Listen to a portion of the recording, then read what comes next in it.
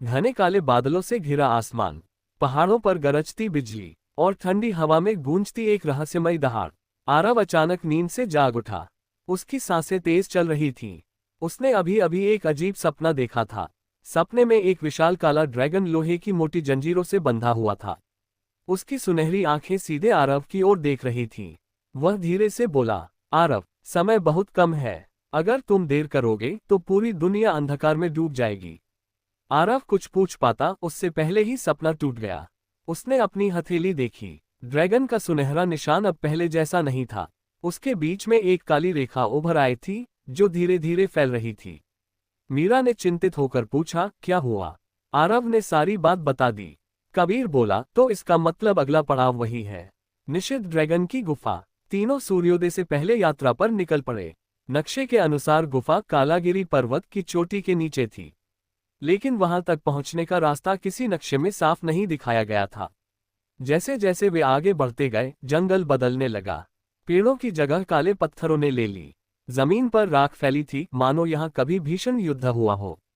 अचानक उन्हें एक टूटा हुआ पत्थर का स्तंभ दिखाई दिया। उस पर प्राचीन भाषा में लिखा था, जो सत्य से डरता है वो इस गुफा से जीवित नहीं लौटता। आरव ने जैसे ही उस शिलालेख को छुआ, उसके सामने कुछ पल के लिए एक दृश्य उभरा। हजारों वर्ष पहले यहीं पर 7 महान ड्रैगनों और अंधकार सम्राट के बीच अंतिम युद्ध हुआ था। धरती आग से जल रही थी, आसमान लाल था और एक विशाल काला ड्रैगन अकेला पूरी अंधकार सेना से लड़ रहा था। दृश्य अचानक गायब हो गया। कई घंटों की कठिन चढ़ाई के बाद वे एक विशाल पर्वत के सामने पहुंचे। उसकी चट्टानों के बीच एक गुफा का द्वार था। द्वार के ऊपर ड्रैगन की विशाल आकृति बनी हुई थी। उसकी दोनों आंखों में नीली ज्वालाएं जल रही थीं। जैसे ही आरव आगे बढ़ा, उसकी हथेली का निशान तेजी से चमकने लगा। गुफा का दरवाजा अपने आप खुल गया। भीतर से ठंडी हवा के साथ एक गहरी आवाज आई, उत्तराधिकारी, तुम्हारा इंतजार था। तीनों सावधानी से अंदर गए। गुफा के भीतर दीवारों पर चमकते हुए नीले क्रिस्टल लगे थे, जिनकी रोशनी पूरे रास्ते को प्रकाशित कर रही थी। कुछ दूर चलने के बाद उन्हें एक विशाल कक्ष मिला। उस कक्ष के बीचों बीच लोहे की मोटी जंजीरों से बंधा एक विशाल काला ड्रैगन था। उसकी ऊंचाई किसी महल से कम नहीं थी, लेकिन उसकी आंखों में क्रोध नहीं, बल्कि गहरा दुख था। वह धीरे से बोला, मैं हूं कालाद्रक। मीरा डरकर पीछे हट गई। कबीर ने तलवार निकाल ली, लेकिन ड्रैगन ने कोई हमला नहीं किया। कालाद्रक ने आरव से कहा, तुम मुझे राक्षस समझते हो, क्योंकि यही कहानी तुम्हें सुनाई गई है, लेकिन सच इससे बिल्कुल अलग है। आरव ने पूछा, अगर तुम दुश्मन नहीं हो तो तुम्हें कैद क्यों किया गया? ड्रैगन ने अपनी आंखें बंद कर लीं। फिर उसके सामने हवा में एक सुनहरा दृश्य उभर आया। हजारों वर्ष पहले 7 ड्रैगन पूरी दुनिया की रक्षा करते थे। उनमें सबसे शक्तिशाली था ड्रैगन सम्राट, और कालाद्रक उसका सबसे विश्वासपात्र साथी था। लेकिन अंधकार सम्राट ने छल से दोनों के बीच अविश्वास पैदा कर दिया। एक झूठे आरोप के कारण कालाद्रक को गद्दार समझ लिया गया। युद्ध के बाद उसे इसी गुफा में कैद कर दिया गया। तब से वह अपनी बेगुनाही साबित होने का इंतजार कर रहा था। आरव कुछ देर तक चुप रहा। उसे कालाद्रक की बातों में सच्चाई महसूस हो रही थी। लेकिन तभी गुफा जोर से कांपने लगी। ऊपर से पत्थर गिरने लगे। गुफा के बाहर से सैकड़ों कदमों की आवाज आने लगी। विराक्ष, अंधकार सम्राट का सेनापति, अपनी विशाल सेना के साथ गुफा तक पहुंच चुका था। वह हंसते हुए बोला, धन्यवाद आरव, तुमने मेरे लिए निषिद्ध गुफा का द्वार खोल दिया। कुछ ही क्षणों में अंधकार योद्धाओं ने गुफा को चारों ओर से घेर लिया। विराक्ष के हाथ में दूसरी चाबी चमक रही थी। उसने कहा, अब तीसरी चाबी भी मेरी होगी, और फिर कोई भी अंधकार सम्राट को रोक नहीं पाएगा। आरव ने तलवार निकाल ली। मीरा और कबीर भी उसके साथ खड़े हो गए। युद्ध शुरू हो गया। गुफा के भीतर तलवारों की टक्कर गूंजने लगी। मीरा अपनी धनुष से लगातार तीर चला रही थी।